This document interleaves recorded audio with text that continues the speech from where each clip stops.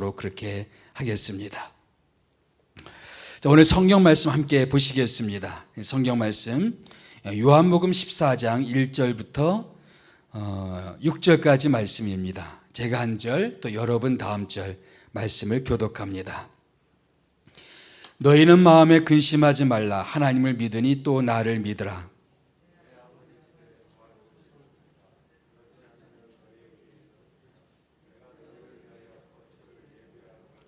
가서 너희를 위하여 거처를 예비하면 내가 다시 와서 너희를 내게로 영접하여 나 있는 곳에 너희도 있게 하리라. 도마가 이르되 주여 주께서 어디로 가시는지 우리가 알지 못하거늘 그 길을 어찌 알겠사옵나이까.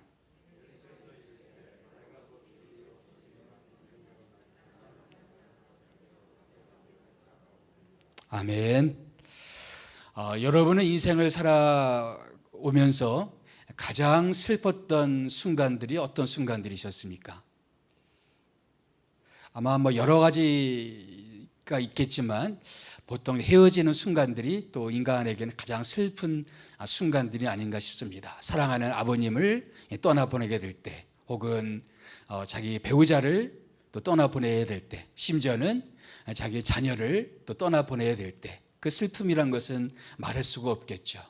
혹은 사랑하는 연인을 떠나야 되는 그런 경우들도 그런 슬픔의 상황들일 것 같습니다. 우리가 인생을 살다 보면 그렇게 슬프고 슬픈 그런 상황들을 종종 만나게 됩니다. 오늘 본문의 말씀이 그런 상황이었습니다. 예수님이 십자가 지시기 전날 밤입니다. 예수님이 이제 그 밤을 지나게 되면 예수님 십자가에서 못 박히시게 될 것이고, 그리고 이제 제자들과 헤어지게 되는 순간들이 얼마 남지 않은 그런 상황들이었습니다. 이제 헤어지기 전에, 마지막으로 십자가 지시기 전에 그 전날 밤에 예수님은 제자들과 최후의 만찬, 마지막 식사 자리를 하시면서 마지막 수업을 하시는 거죠. 그래서 여러 가지 많은 귀한 말씀을 주셨습니다. 평소의 말씀도 중요했겠지만 특별히 마지막 수업 시간에 예수님이 주셨던 말씀들은 또 의미심장하고 또 중요한 말씀들이라 생각이 되어집니다. 요한복음 13장부터 쭉 보게 되면 예수님이 발 씻겨주시는 그런 모본을 통해서 섬김의 중요성에 대해서도 말씀해 주셨습니다. 예수님은 당신의 제자들이 무엇보다도 섬김으로 특징 지어지기를 원했습니다. 세상 사람들은 누구나 다 뭔가를 이렇게 주장하는 자세, 다스리기를 원하고 권세를 갖기를 원하고 힘을 갖기 원하는 것이 세상 사람들의 추구입니다. 그런데 예수님께서는 당신을 따르는 제자들은 다르기를 원하셨어요. 그 힘을 추구하는 사람들이 아니라 오히려 사람들 밑에서 사람들을 섬기는 것이 예수님의 제자들의 특징이 되기를 원하셨습니다.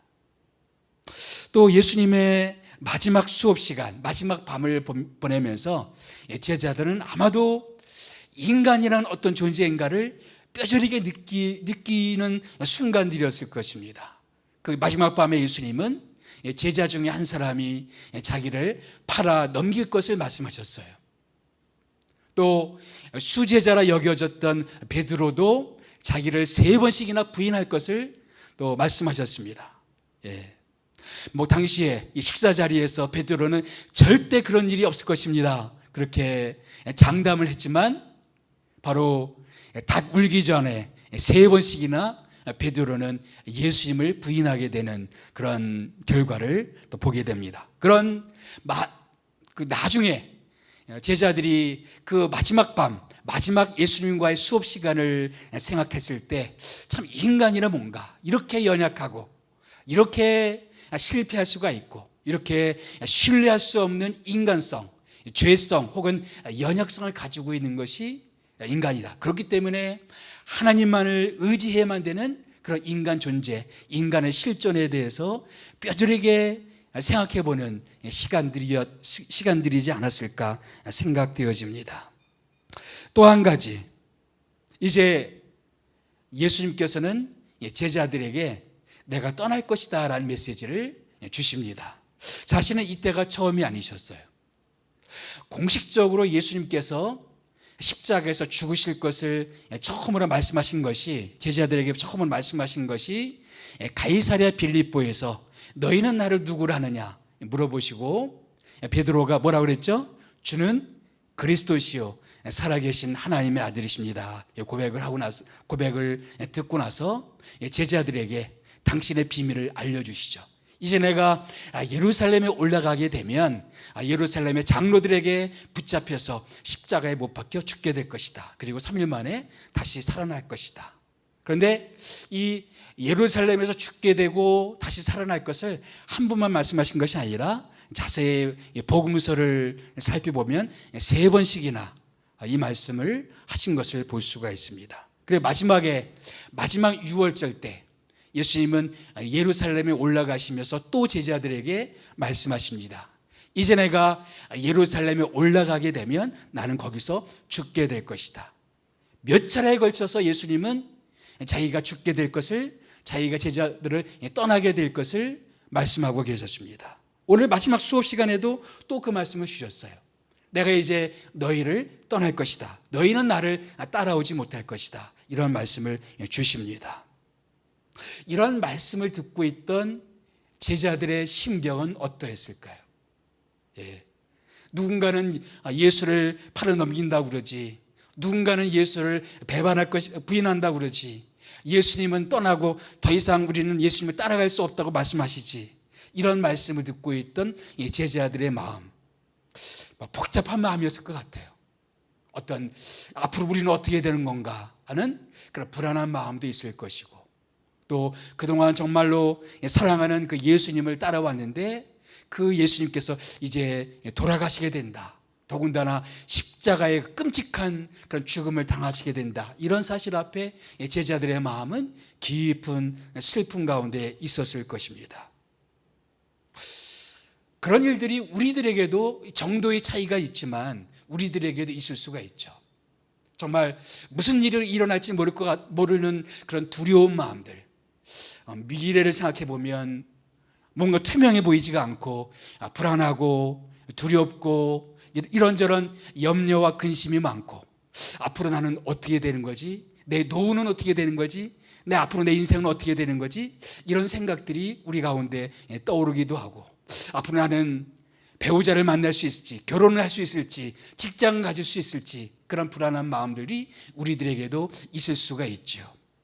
우리는 인생을 살아가면서 어쩔 수 없이 어떤 사람들을 떠나야 되는 그런 상황들이 있습니다. 사별로 떠나기도 하고, 일들로 떠나기도 하고, 혹은 질병 때문에 내가 떠날 수도 있고, 아니면 내가 사랑하는 내 가족들, 내 부모 혹은 내 자녀가 나를 떠나갈 수도 있고, 아니면 어떤 사명 때문에 어떤 장소를 떠나가야 될 수도 있고, 우리는 인생 가운데 그런 헤어짐, 그런 어떤 떠남에 대한 그런 과정들을 거치기 때문에 우리는 인생 중에서 슬픔의 시간들을 안이 가질 수가 없습니다. 아마 지금 제자들의 마음이 그런 마음이 아니었을까 싶습니다. 한편에서는 깊은 슬픔의 마음, 또 한편에서는 근심하는 마음. 오늘 14장 1절 말씀 보게 되면 너희는 마음에 근심하지 말라, 이 말씀을 주시는 그 배경 속에는 아마 제자들의 심경을 대변해 주는 게 아닌가 싶습니다. 제자들은 근심하고 있었어요. 슬퍼하고 있었습니다. 불안한 마음 가운데 그들은 처해 있었습니다. 그런데 예수께서는 뭐라고 말씀하세요? 나는 떠나겠지만 너희는 마음에 근심하지 말라라고 말씀하십니다. 우리는 인생 가운데 여러 가지 불안한 상황들이 있습니다. 그럼에도 불구하고 주님은 우리들에게도 동일한 말씀을 주십니다. 너희는 마음에 근심하지 마라. 너희는 두려워하지 마라. 너희는 슬퍼하지 말라. 우리들에게도 그런 말씀들을 주십니다. 무슨 이유 때문에 정말 슬퍼할 수밖에 없는 상황인데, 근심할 수밖에 없는 그런 상황인데, 염려할 수밖에 없는, 그리고 불안할 수밖에 없는 그런 상황들을 우리가 맞이하고 있는데, 왜 주님께서는 우리에게 불안하지 마라, 두려워하지 말라, 그런 말씀을 주시고 계시는 것일까요? 한 가지 이유는 하나님의 집이 준비되어 있기 때문입니다. 예수님은 제자들과 마지막 만찬을 하시면서 자신이 떠나가실 것을 말씀하셨습니다. 여러분, 어쩔 수 없이 이 땅에서는 떠남이 있습니다. 어쩔 수 없이 이 땅에서는 슬픈 일들이 있습니다. 어쩔 수 없이 우리는 이 땅에서 원하지 않지만 커다란 질병을 내가 겪을 수도 있고, 아니면 내 가족들이 그런 큰 인생의 그 육체의 질병에 걸려서 떠나가야 되는 그런 상황들이 있을 수가 있습니다. 이 땅을 살아가는 동안은 우리는 질병을 피할 수가 없고, 사고를 피할 수가 없고, 어떤 고난을 피할 수가 없고, 헤어짐을 피할 수가 없습니다. 이 땅에서는 늘 그런 슬픔이 있고, 고난이 있고, 어려움이 있고, 시련이 있습니다. 눈물이 있어요. 아픈 일이 있습니다. 갈등이 있어요. 상처가 있습니다. 오해가 있고, 또 누군가는 나를 곡해하는 그런 일들이 늘 있다는 것이죠. 그러나 주님께서는 이 땅이 전부가 아니다 이거죠. 이 땅에서는 그런 일이 늘 있을 수밖에 없지만 이 땅이 전부가 아니다. 내가 너희들을 위해서 내 아버지 집을 준비하러 간다. 너희는 마음에 근심하지 말라. 내 아버지 집에 거할 곳이 많다. 우리는 이 땅만 바라보고 사는 사람들이 아닙니다. 때때로 우리는 장례식에 참여하면서 우리 성도들 혹은 유족들을 위로합니다.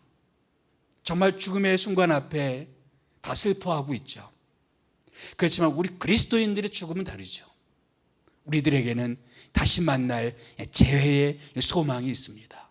우리들에게는 아버지의 집이 있습니다. 거기에는 더 이상 눈물이 없고, 더 이상 이별이 없고, 더 이상 상처나 아픔이나 질병이 없는 그곳입니다. 그곳은 영원한 안식처가 될 것입니다. 어떤 사람들은 내세가 있다는 사실을 믿기가 너무나 어려워합니다. 천국과 지옥이 있다는 사실이 믿어지지 않는다고 그럽니다. 헨리 나우엔이라는 사람이 쓴 글에 보니까 이런 글이 있어요. 어떤 여인이 임신을 했는데 쌍둥이를 임신했습니다. 그래서 태중에 있는 두 아이가 서로 대화를 하는 겁니다. 오빠, 보니까 누군가가 우리를 만지고 있는 것 같아. 우리가 있는 이 어두컴컴한 이 축축한 이 세상 말고 다른 세상이 있는 게 아닐까? 그러니까 쌍둥이 중 오빠가 그렇게 말합니다. 야, 그런 세상이 어디 있어? 이 세상이 전부야. 이 어두컴컴하고 축축한 이런 세상이 인생의 전부야. 다른 세상은 없어. 아니야, 뭔가가 있는 것 같아. 뭔가가 우리를 만지는 것 같아. 무슨 소리가 들리는 것 같아. 누군가는 우리 인생 중에 그렇게 말합니다. 어떤 사람들은 아니야, 절대로 그런 일은 없어. 내세 같은 것은 없어. 미래는 없어. 그래서 우리는 이 세상 다음에 또 다른 세상이 있다라고 믿습니다. 우리가 지금은 정말 명확하게 보지는 못하지만, 명확하게 확인하기는 어렵지만, 그러나 우리는 성경 말씀을 통해서 우리에게 약속해 주신 그 성경 말씀, 그 천국에 대한 그 말씀, 우리는 그 말씀을 우리는 믿습니다. C.S. 루이스가 한 말이 참 인상적입니다. 이 사람은 장차 우리에게 다가오는 이 천국이 어떤 곳일까? 이 사람의 얘기는 이렇게 비유합니다. 우리가 살아온 인생의 전부는 어떤 의미에서 한 책의 겉표지에 불과하다. 긴 인생을 살아왔지만 불과 그것은 책의 겉표지에 불과한 것이다. 이제 겉표지를 넘기고 나면 흥미진진한 다음 장의 스토리들이 계속될 것이다. 우리 인생을 끝내고 이제 그 내세의 세계로 들어가면 진짜 세상, 흥미진진한 하나님의 세상이 진짜로 시작되게 될 것이다. 예수님은 그 천국을 말씀하셨습니다. 슬픔이 있고 헤어짐이 있고 고난이 있고 눈물이 있는 이 세상의 전부가 아니라 내 아버지 집이 있다. 내가 내 아버지 집에 너희들을 위한 처소를 예배하러 가는데 거기서 우리는 영원히 같이 만나게 될 것이고, 거기서는 더 이상 헤어짐이 없을 것이고, 우리는 거기서 영원히 재회할 것이다. 예수님께서는 제자들에게 그런 말씀을 주십니다. 우리 이 땅에서는 늘 근심하고 염려하고 우리는 부정할 수가 없어요. 우리 그리스도인들도 때로는 불안해하고 때로는 염려하고 마음의 큰 슬픔 가운데 있을 수밖에 없습니다. 그러나 우리에게는 이 세상이 전부가 아니다. 우리의 진짜 소망은 저 천국에 있다. 이 사실을 믿고 있기 때문에 우리는 슬퍼하지만은 않습니다. 근심하지만은 않습니다. 때로 우리는 인생을 살면서 고난도 겪겠지만, 어려운 일도 겪겠지만, 이 다음 장 넘기고 나면 내가 지금까지 경험하지 못했던, 내가 알지 못했던 하나님의 놀라운 세계가 우리를 기다리고 있을 것이다. 우리는 그 사실을 믿습니다. 예수님께서 말씀하십니다. 내 아버지 집에 거할 곳이 많도다. 내 아버지 집, 천국, 그것이 우리의 종착역입니다. 그날을 바라보면서 우리는 현재의 고난을 이겨낼 수가 있는 것입니다. 사도 바울은 이렇게 말하죠. 생각건대 현재의 고난은 장차 우리에게 나타날 영광과 비교할 수 없도다. 이 땅을 살아가면서 우리는 고난을 피할 수가 없어요. 여러 가지 힘든 일을 피해갈 수가 없습니다. 고난을 겪을 수밖에 없습니다. 그렇지만 우리가 겪는 그 고난은 뭐와 비교할 수 없다고요? 장차 우리에게 나타날 영광과 좋게 비교할 수 없도다. 우리가 천국에서 누리게 될 그 영광, 우리가 주님과 함께 영원히 누리게 될 그 영광과는 비교도 할 수 없는 그런 고난입니다. 그래서 우리는 고난을 받지만 이 모든 것이 다 지나갈 것이다. 잠시 잠깐 후면 오실 이가 오실 것이고 주님이 다시 오실 것이고 우리는 천국에서 영원한 기쁨을 누리게 될 것이다. C.S. 루이스는 오늘날의 기독교가 왜 힘을 상실했는가? C.S. 루이스의 진단은 겁니다. 천국에 대한 소망을 너무나 많이 잃어버렸다. 현재의 삶을 너무 과도하게 강조하다 보니까 천국에 대한 소망을 너무 많이 잃어버렸다. 우리는 양극단을 피할 필요가 있습니다. 어떤 경우는 이 땅의 삶을 완전히 부정한 채 내세만을 생각하는 어떤 염세주의적 신앙, 그것도 건강하지 않죠. 우리 현재의 삶은 중요합니다. 오늘의 삶은 의미가 있고 오늘의 삶은 하나님 안에서 정말 충분한 가치가 있는 것입니다. 이 땅은 하나님 나라가 이루어지는 현장들입니다. 그런데 반대 극단도 있어요.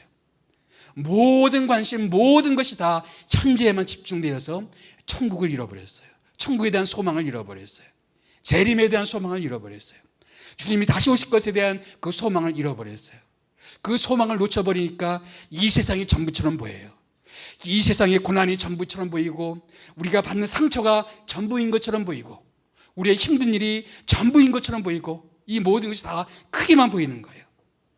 천국을 잃어버리니까. 우리는 다시 한번 우리의 시선을 주님께 돌릴 필요가 있고 저 영원한 천국을 바라볼 필요가 있습니다. 믿음, 소망, 사랑, 이 세 가지가 기독교 신앙의 세 개의 뿌리가 됩니다. 믿음도 중요해요. 그렇죠? 사랑도 중요합니다. 또 한 가지, 소망도 우리는 놓치지 말아야 됩니다. 내 아버지 집에 거할 것이 많도다. 두 번째, 슬퍼할 수밖에 없는 이 상황 가운데 예수님은 왜 근심하지 말라고 하시는가? 바로 예수님께서 우리의 길이 되어 주시기 때문입니다. 예수님은 그동안 제자들과 함께 하시면서 많은 것을 보여주셨습니다. 정말 놀라운 가르침들을 가르쳐 주셨습니다. 가르마다 현장에서 잡힌 여인, 사람들은 이 여인을 끌고 나서 예수님을 시험할까 해서 이렇게 성경에는 가르마다 현장에 잡힌 여인은 돌로 쳐 죽이라고 그랬는데 돌로 칠까요 말까요? 예수님 뭐라고 그러셨죠? 너희 중에 죄 없는 자가 돌로 치라. 제자들은 그런 예수님의 명언을 보면서 탐복을 했을 거예요. 그렇게 지혜롭게 답변하시는 예수님의 모습을 보면서 얼마나 놀랐겠습니까? 또 한 번은 사람들이 우리가 가이사에게, 우리나라를 압제하는 그 로마의 시저에게 세금을 바치는 것이 옳은 일입니까? 아니면 우리가 바치지 말아야 되는 건 말아야 됩니까? 예수님이 뭐라고 그러셨습니까? 가이사의 것은 가이사에게, 또 하나님의 것은 하나님에게 바치라. 이런 놀라운 가르침들을 3년 내내 제자들은 듣게 되었습니다. 또 제자들은 3년 동안 예수님과 함께 지내면서 놀라운 기적의 현장도 목격했습니다. 물로 포도주를 만드는 기적들, 바다 위를 걸어오시는 예수님의 모습들, 또 보리떡 5개와 물고기 2마리로 많은 사람들을 먹이시는 그런 모습들, 제자들은 그런 모습들을 목격해 왔습니다. 심지어는 죽은 나사로를 다시 살리시는, 죽은 자도 다시 살리시는 예수님의 능력도 그는 맛보았고, 수많은 병자들을 고치시는 예수님의 그 기적도 그들은 목격을 했습니다. 그런데 예수님이 돌아가신다는 거예요. 그 능력의 예수님이, 자신들은 모든 것을 다 걸고 예수님을 따라다녔는데 그 예수님이 떠나가신다는 겁니다. 한편 제자들의 마음 가운데는 어떤 마음이 들었을까요? 우리는 우리의 배도 버리고 그물도 버려두고 우리 모든 것을 버려두고 예수님을 따라왔는데 예수님이 죽으신다니, 그러면 우리는 예수를 믿고 모든 것을 버려두고 따라온 우리들은 뭐가 되는 건가? 우리는 어떻게 되는 건가? 그런 생각들을 했을 수도 있을 것 같습니다. 그런데 예수님께서는 뭐라고 말씀하시죠? 내가 곧 길이요 진리요 생명이니 나로 맘지 않고는 아버지께로 올 자가 없느니라. 그들이 믿고 따랐던 예수, 그들이 추종해왔던 그 예수님, 혹시 제자들 마음 가운데는 그냥 그 전에 있었던 많은 거짓 선지자들처럼 그렇게 왔다가 지나가는 그런 사람들은 아닌가, 그런 사람은 아닌가, 우리들이 인생에 잘못된 선택을 해온 것은 아닐까, 그런 생각도 어쩌면은 했을 수도 있을 것 같아요. 간혹 신앙 상담을 하다 보면 종종 그런 분들을 만납니다. 정말 열심히 주님을 섬겨왔어요. 평생을 정말 희생적으로 주님을 섬겨왔습니다. 그런데 돌아오는 보상이 아무것도 없다는 거예요. 차라리 교회 안 다닌 사람들은 나름대로 자기 개발도 해서 사회적으로 어떤 위치에 오르는데, 우리는 열심히 교회를 섬기느라고 어떤 위치에 이르지도 못하고 우리의 많은 시간들을 다 교회를 섬기는 일에, 주님을 섬기는 일에 해서 우리가 사회적으로 보게 되면 오히려 도태된 것 같은 그런 느낌을 또 가질 수도 있단 말이죠. 그래서 그런 분들, 내가 이렇게 열심히 섬겨왔는데 아무도 남는 것 같지가 않습니다. 내가 이렇게 주님을 섬겨온 것이 허사가 아닐까요? 내가 정직하게 주님을 믿는 신앙의 양심으로 이제껏 살아왔는데 그것이 다른 사람들 눈에는 아무런 가치 있게 여겨지지 않는 그런 현실을 보면서 우리가 그 예수의 말씀 붙들고 여기까지 살아왔는데 이 모든 것이 그냥 무의미한 것은 아닐까요? 이런 질문들을 많이 합니다. 제자들에게도 혹시 그런 생각들이 있었을지 모르겠어요. 근데 주님께서는 말씀합니다. 내가 곧 길이요, 내가 곧 진리요, 내가 곧 생명이다 라고 말씀하십니다. 제자들이 선택했던 그 예수, 제자들이 따랐던 그 예수, 그분이 그 길, 그 진리, 그 생명이 되신다는 겁니다. 어떤? 하나님께로 인도하는, 내가 곧 길이요 진리요 생명이니 나로 말미암지 않고는 아버지께로 올 자가 없느니라. 우리가 주님 믿고 따라온 인생은 결국은 후회가 없습니다. 결국 세상에서 우리가 대우받지 못하고 인정받지 못하고 정당하게 평가받지 못할지는 모르겠지만 내가 정말 하나님을 바라보면서 한 걸음 한 걸음 살아왔던 그것은 하나님께서 기억해 주실 것입니다. 왜 그래요? 주님이 진리가 되시기 때문입니다.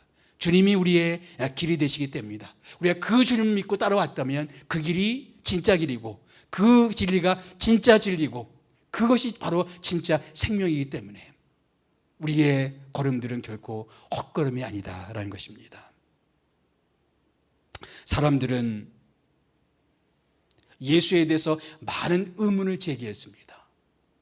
예수님 당시에 많은 종교 지도자들은 나는 생명의 떡이다 말씀하시는 예수님에 대해서, 나는 하나님과 나는 하나다라고 말씀하시는 그 예수님의 말씀에 대해서, 나는 이 땅에서 죄를 용서할 수 있는 그런 권세가 있다고 말씀하시는 예수님에 대해서 부정했습니다.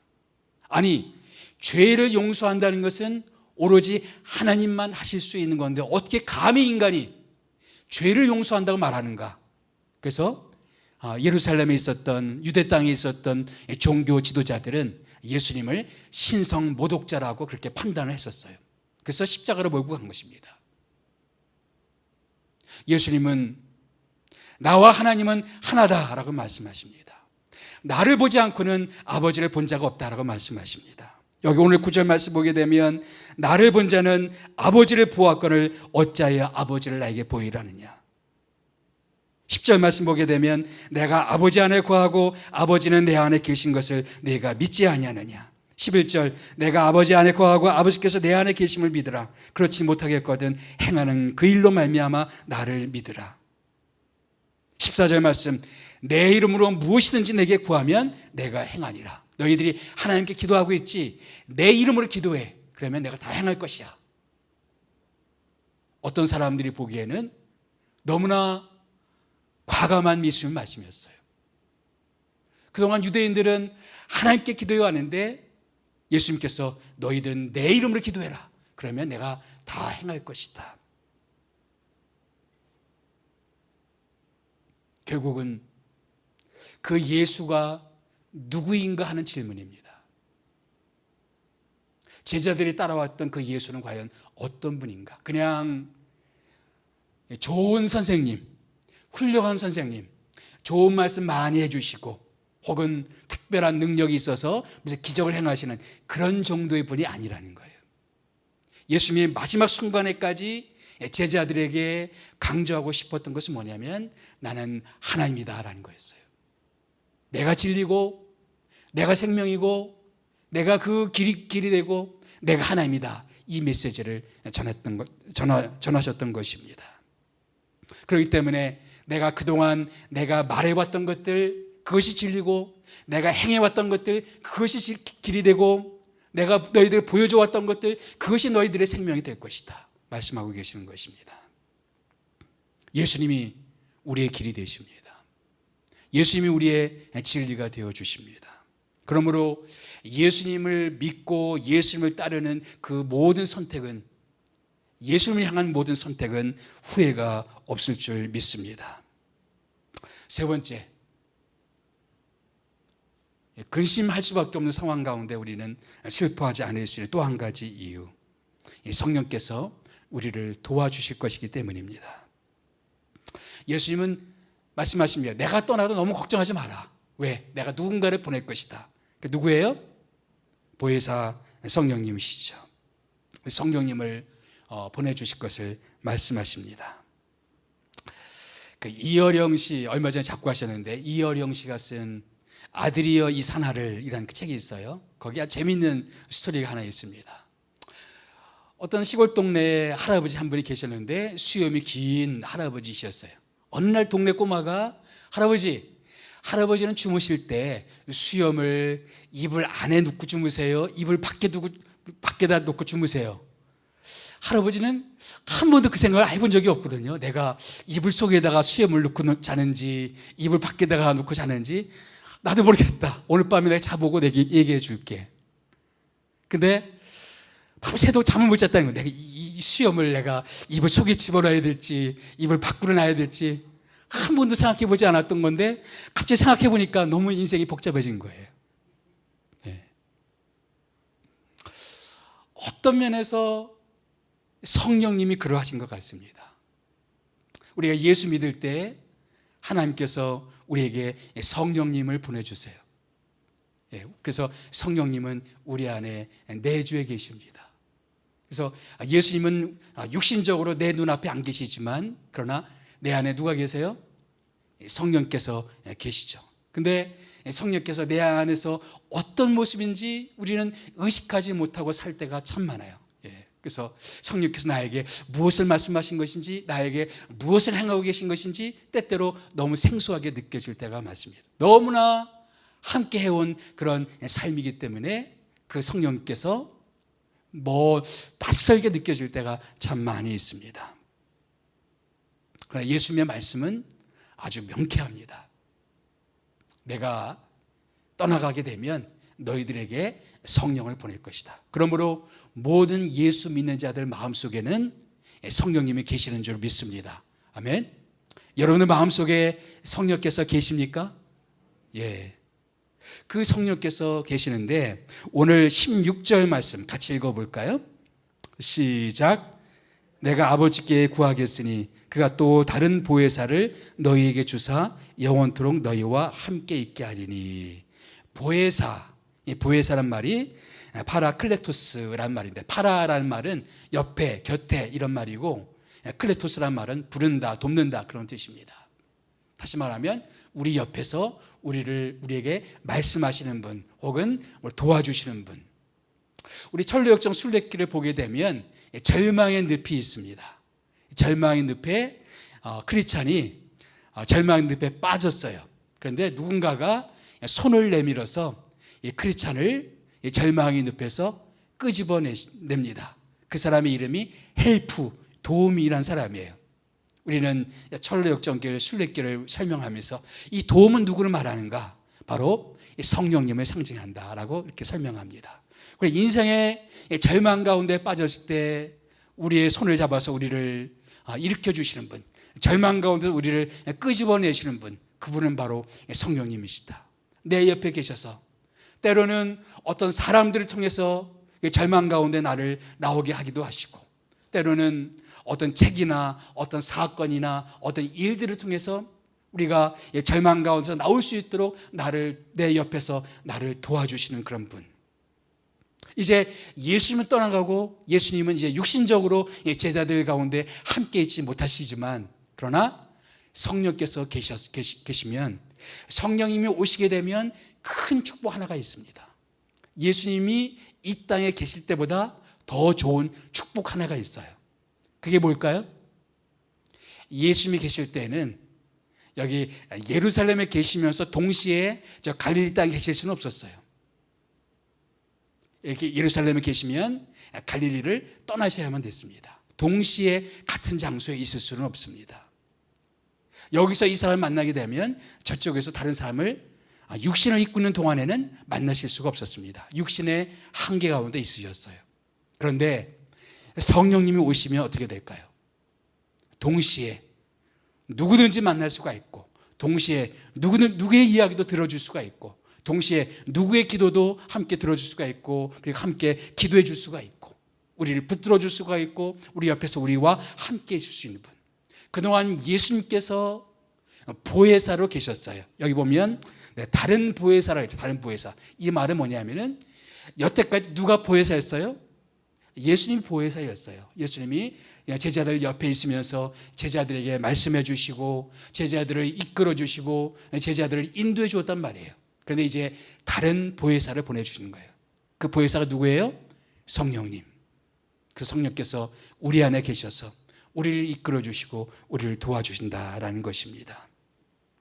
우리가 인생에 참 어려운 순간들을 만날 때 참 인간적으로는 이해할 수 없는 성령님의 위로가 있어요. 내가 내 눈으로 판단해 볼 때는 정말 절망할 수밖에 없는 그런 순간들이 참 많죠. 슬퍼할 수밖에 없는 그런 상황들이 참 많은데, 이상하게도 성령께서 주시는 어떤 평안이 있어요. 말할 수 없는 즐거움이라고 베드로는 그렇게 표현했어요. 말할 수 없는 즐거움이 우리 속에 있어요. 정말 객관적으로 보면은 울 수밖에 없고, 우리가 인간적으로 생각하면 절망할 수밖에 없는데 이상하게도 내 마음 가운데 어떤 평안이 있고 위로가 있고 어떤 주님의 어떤 임재가 있는 그런 역사들. 무슨 역사일까요?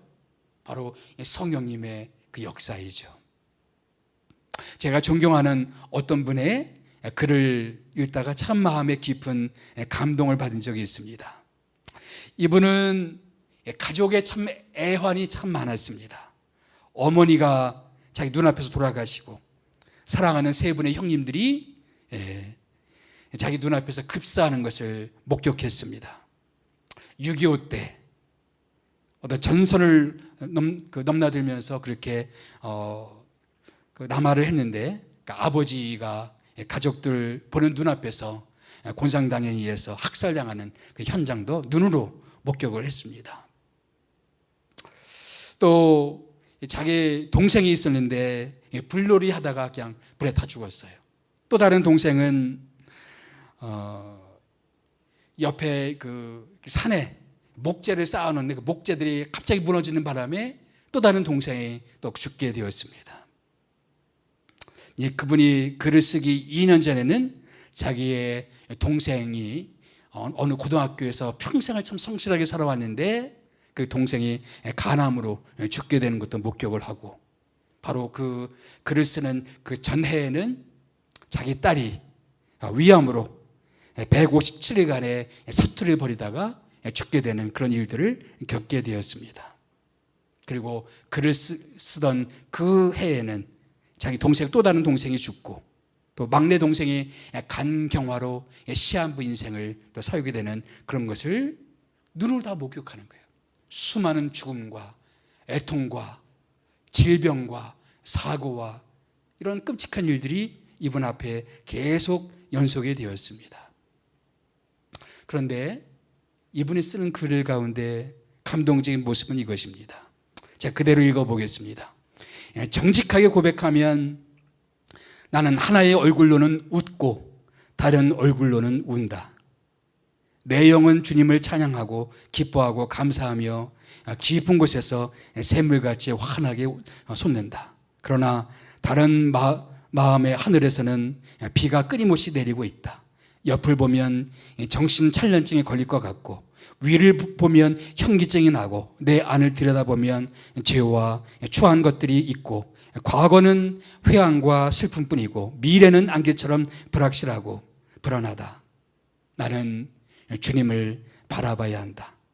과거는 아무리 더럽고 아프고 서러워도 내일과 새해 미래는 때묻지 않은 순수한 페이지, 무한한 잠재적 가능성, 공주 같은 처녀성의 백지같이 열렸기 때문이다.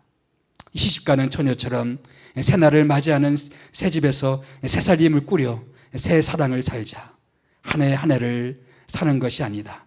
하루하루를 사는 것도 아니다. 한 발자국, 한 호흡 주님을 사랑하며 창세기 첫날처럼 날마다 영원한 첫사랑으로 살자. 주님을 호흡하며 살자.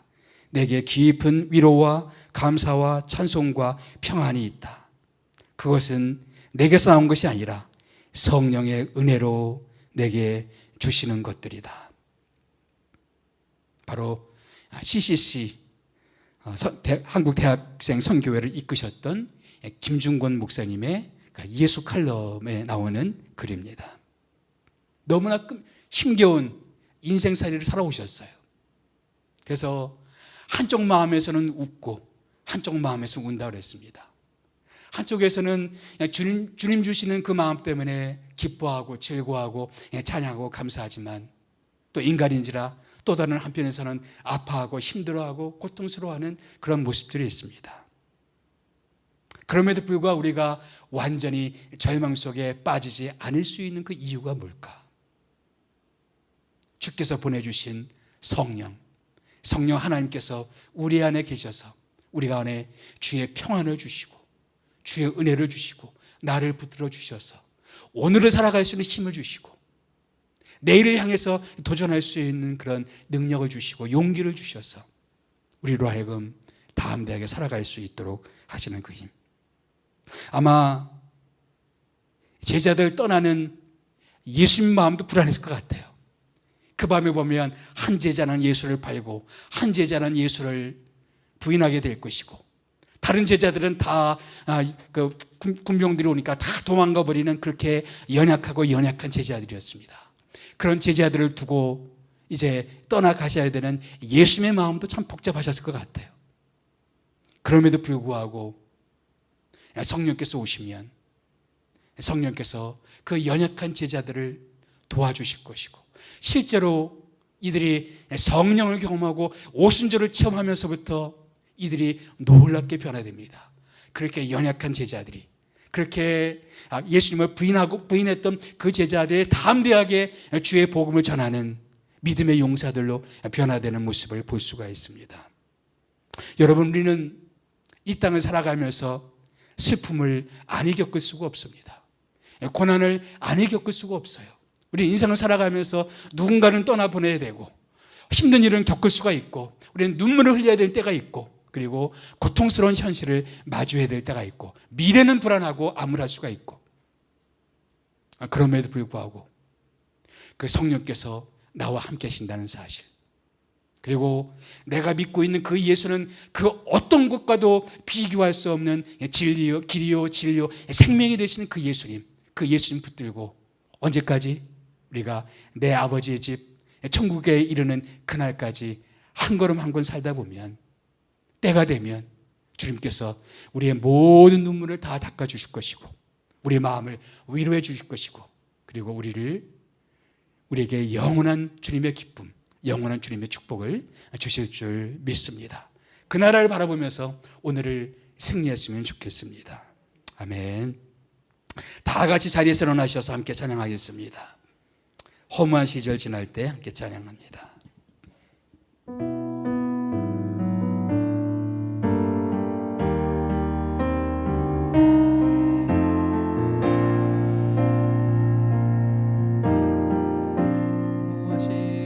지날 때 깊은 한숨 내쉴 때 그런 풍경 보시며 단식하는 분이 있네. 고와 같이 너희를 버려두지 않으리. 내가 너희와 영원히 함께하리. 다시 한번 허무한 시절 지날 때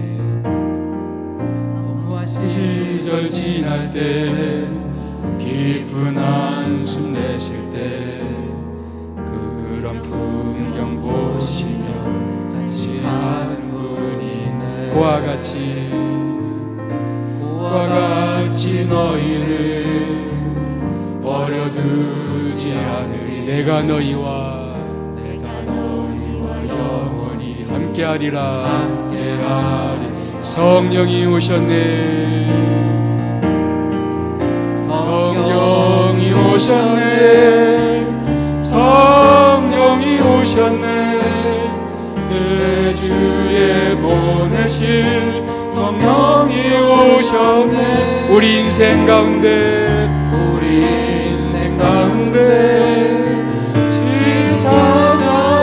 찾아오셔서 그 나라 꿈꾸게 하시네. 성령이 오셨네.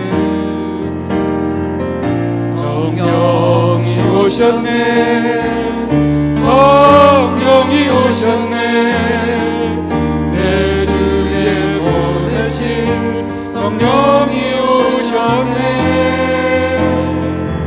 우리 인생 가운데 주님 찾아오셔서 그 나라 꿈꾸게 하시네. 억눌린 자 갇힌 자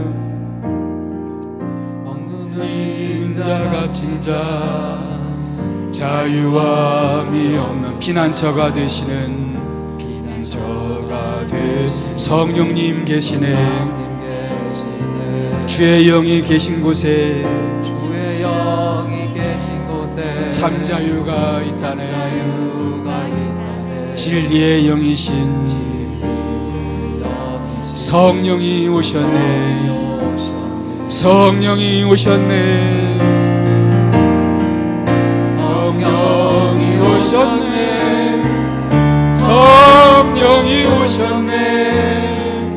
내 주에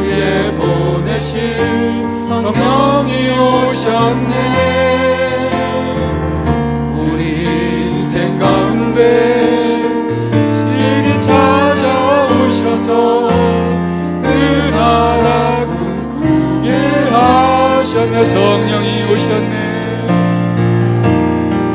성령이 오셨네. 성령이 오셨네. 성령이 오셨네. 내 주에 보내 성령이 오셨네. 오셨네. 우리 인생 가운데 친히 찾아오셔서 그 나라 꿈꾸게 하시네.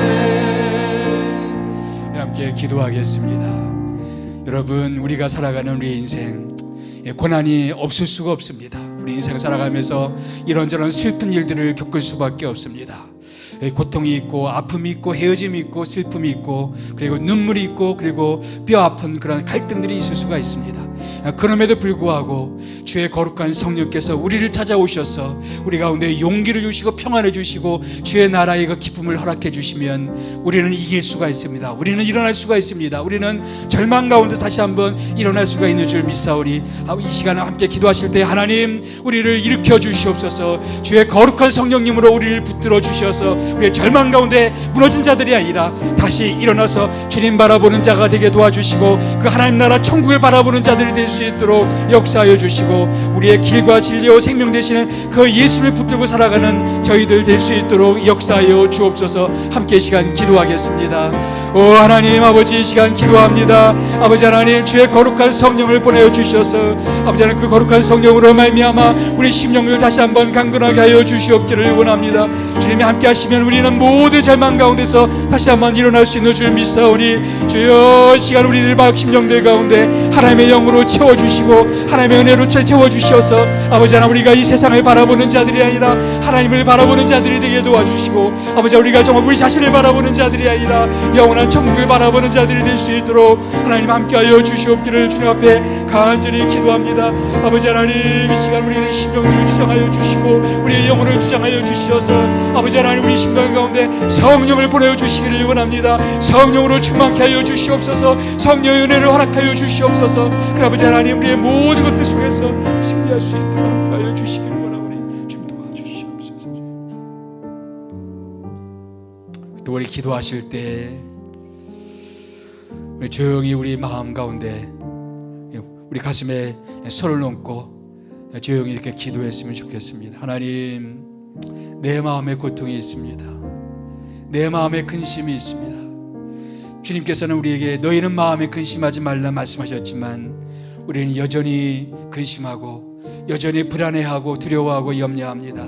주님, 우리를 불쌍히 여겨주셔서 우리의 눈을 뜨게 해주셔서 그 천국의 그 영광을 볼 수 있도록 우리를 인도해 주시고 우리가 정말로 우리에게 주의 거룩한 성령을 보내어 주셔서 이 모든 것을 이길 수 있도록 주님 우리의 마음을 다스려 주시옵소서. 우리의 마음 가운데 주의 평안을 허락하여 주시옵소서. 우리의 마음을 다시 한번 주의 거룩한 손으로 어루만져 주시옵소서. 주님께서 우리를 위로하여 주시옵소서. 함께 시간 기도하겠습니다. 살아계신 하나님 아버지, 이 시간 주님 앞에 기도합니다. 우리의 영혼을 주의 불쌍히 여겨 주시옵소서. 하나님 아버지, 우리의 심령을 주님 앞에 내려놓습니다. 우리의 아픔을 주님 앞에 내려놓습니다. 우리의 고통을 주님 앞에 내려놓습니다. 우리의 기도의 제목들을 주님 앞에 내려놓사오니 주여 우리들을 불쌍히 여겨 주시옵소서. 아버지 하나님, 주님께서는 우리들의 마음을 아십니다. 내 마음의 갈등과 내 마음의 고통을 주님께서는 아십니다. 아버지 하나님, 우리 영혼의 깊은 고독을 주님께서는 아십니다. 주님만이 아실 수밖에 없는 내 영혼의 깊은 것들을 주께서는 아시오니 주여 우리를 불쌍히 여겨주시고 주님께서 우리와 함께하여 주시옵소서. 주의 거룩한 성령으로 우리에게 평안을 주시옵고 우리를 만져주시옵고 새롭게 하여 주시옵기를 주님 원하오니 주여 우리 가운데 주님 함께하여 주시기를 원합니다. 주님 우리를 불쌍히 여겨주시옵소서. 하나님을 바라보기를 원합니다. 주님 시간을 주시옵소서. 아버지 하나님 도와주시옵소서. 아버지, 사랑이 많으신 주 하나님 아버지, 이 땅을 살아가면서 때로는 아파하고 때로는 슬퍼하고 때로는 우리에게 있는 여러 가지 고난 때문에 때로는 누군가를 떠나보내는 그 슬픔 가운데 때로는 인간관계의 수많은 갈등 때문에 우리 너무나 힘겹게 인생길을 걸어가고 있습니다. 아버지, 우리의 인생길이 수고하고 무거운 짐을 지고 걸어가는 그런 인생길인 것을 고백하지 않을 수가 없습니다. 주여, 우리를 불쌍히 여겨 주시옵소서. 주님께서 우리를 붙들어 주지 아니하시면 우리는 다음되게 살아갈 수가 없사오니 주여, 우리를 도와주시고 이 밤에 주의 거룩한 성령으로 기름 부어 주셔서 다시 한번 용기를 주시고 다시 한번 일어날 수 있는 힘을 허락하여 주시옵기를 원합니다. 우리의 힘만으로는 살아갈 수 없는 연약한 인생이오니 주여, 우리를 불쌍히 여겨주셔서 다시 한번 주님 바라볼 수 있는 그 은혜를 허락하여 주시고 다시 한번 그 천국의 소망을 바라볼 수 있도록 역사해 주시고 우리의 길과 진리와 생명 되시는 그 주님 붙들고 걸어갈 수 있는 우리 모두가 될 수 있도록 함께하여 주시옵소서.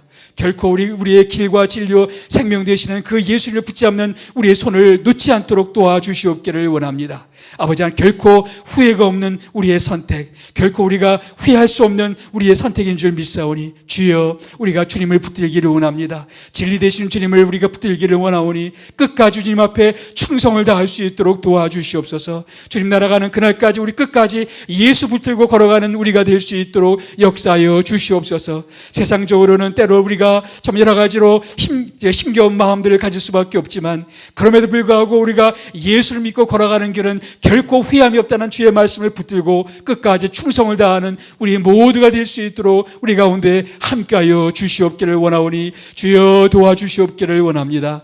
아버지 하나님, 주의 성령을 우리에게 부어 주시옵소서. 주의 성령으로 기름 부어 주시옵소서. 말씀으로 기름 부어 주시옵소서. 성령 충만하게 하여 주시옵소서. 성령의 능력을 더하여 주시옵소서. 그래 아버지 하나님, 이 땅을 살아갈 때 우리가 우리의 능력으로 살아가는 자들이 아니라 하나님의 능력으로, 성령의 능력으로 걸어가는 우리 모두가 될 수 있도록 함께하여 주시옵소서. 그래서 아버지, 우리가 인생의 능력이 우리에게 있는 것이 아니라 하나님에게 있음을 날마다 겸손하게 고백하면서 날마다 주의 십자가를 붙들고 걸어가는 저희들 될 수 있도록 함께하여 주시옵소서. 아버지 하나님, 그렇게 우리를 붙들어 주시고 한 걸음 한 걸음 우리 그렇게 걸어갈 수 있도록 주님 도와주시옵소서. 우리 가정을 주님께 부탁합니다. 우리 교회를 주님께 의탁드립니다. 아버지, 여러 가지 기도 제목이 많은 우리 민족을 주님 앞에 부탁드려오니 주여, 이 나라를 불쌍히 여겨주시고 주님께서 이 나라의 진정한 통치자가 되어 주시옵소서. 우리의 자녀들을 주님께 맡깁니다. 우리 관계된 사람들을 주님께 맡깁니다. 주여, 불쌍히 여겨주시옵고 주께서 그들을 붙들어 주시옵소서. 주님께서 역사하여 주시옵소서. 주의 거룩한 성령의 역사가 그들에게 임할 수 있도록 도와주시고 주께서 그들을 만나주시고 그들을 변화시켜 주시고 그들을 치유해 주시고 그들을 새롭게 하여 주시옵소서. 그런 정 누구든지 그리스도 안에 있으면 새로운 피조물이라, 이전 것은 지나갔으니 보라 새 것이 되었다는 주의 말씀처럼 아버지 하나님, 그리스도 예수 안에서 새 사람이 되는 이 놀라운 삶의 기적이 우리 자녀들에게 일어나게 도와주시고 우리 주변 사람들에게 일어나게 도와주시고 우리 교우들 가운데 일어나게 도와주시고 무엇보다도 주님, 그것이 내 인생 가운데서 이루어지게 도와주시옵소서. 내가 그리스도 안에 있게 될 때 새로운 피조물이 되는 이 놀라운 삶의 기적을 날마다 맛보아서 알 수 있는 우리 모두가 될 수 있도록 역사하여 주시옵소서. 이 모든 말씀을 살아계신 예수님의 이름으로 감사하며 기도드리옵나이다. 아멘. 각자 개인적으로 기도하시다가 조용히 숙소로 돌아가시면 되겠습니다.